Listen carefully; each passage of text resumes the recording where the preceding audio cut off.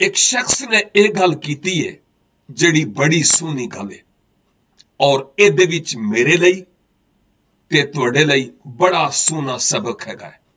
उन्हें आखिया कि वरे हो गए कि उदों मेरे पैरों च जुत्ती नहीं सी, वड्डा सा लेकिन रोन लग पिया कि वेखो मेरे पैरों च जुत्ती नहीं ते हुण मैं की करां।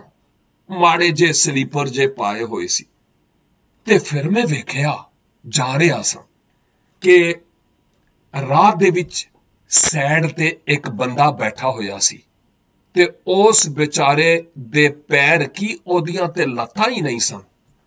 उदों मैं सोचिया ओ भलिया लोका, तू अपनियां जुतियां नूं पिया रोना है, ओदा भी तो वेख जिहदे कोल लत्तां ही नहीं पैर ही नहीं।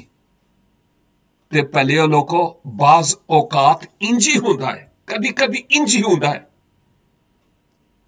कि जिहड़ा कुछ रब ने सानू दिता ना, शुक्रगुजारी नहीं करदे, दूजियां दे चमकदे होए मत्थे वेख के ना अपने मत्थे पान देने।